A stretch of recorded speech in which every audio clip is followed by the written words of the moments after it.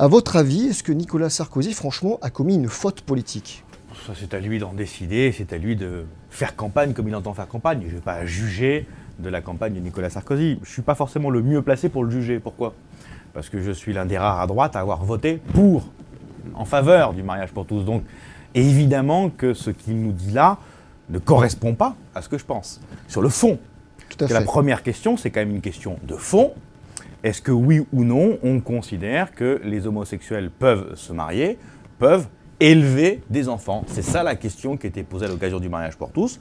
J'y ai répondu oui, donc la position de Nicolas Sarkozy sur le fond ne me convient pas. Mais ce qu'il soulève là dans ce meeting-là, c'est sa volonté de revenir. Donc c'est un geste politique qui est différent de ce que pensent forcément les Français. Mais cette volonté d'abroger le texte, à votre avis, est-ce qu'il y a de la démagogie derrière? Est-ce qu'il y a de l'opportunisme? C'est un peu ce qui revient dans les critiques les plus formulées. Qu'est-ce que vous en pensez? On sait tous depuis longtemps que Nicolas Sarkozy est partagé sur le sujet, qu'il a toujours été en faveur de ce qu'on va appeler la reconnaissance sociale de l'amour homosexuel, entre guillemets la partie célébration du mariage, mais qu'il était opposé à la filiation. Est-ce qu'il a cédé à la salle? Est-ce qu'il a fait de l'opportunisme politique? J'en sais rien, vous lui poserez la question. Pour ce qui me concerne, ce qui m'intéresse le plus, c'est le fond. Et en l'occurrence, étant en faveur de cette loi, je ne partage pas son analyse. Alors, vous l'avez votée, cette loi, vous êtes un des rares à l'UMP l'avoir fait. Alain Juppé vous a suivi. Quand même, c'est ce qui remonte. Il n'a pas suivi, il a exprimé une position. Dans les inrecuptibles, en disant absolument, qu'il était pour la filiation, pour l'adoption. Alors, y a-t-il un combat à mener à l'intérieur de la droite entre les plus conservateurs et les plus pragmatiques aujourd'hui? Je ne sais pas si c'est un combat. Que dit Alain Juppé? Il dit la chose suivante.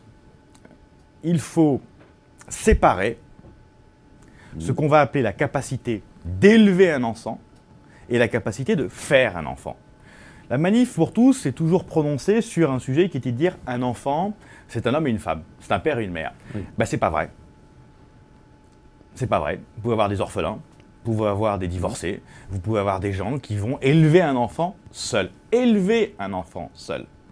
Parce que seul, ou en couple homosexuel, ou en couple hétérosexuel, on peut donner tout l'amour possible et très bien élever un enfant.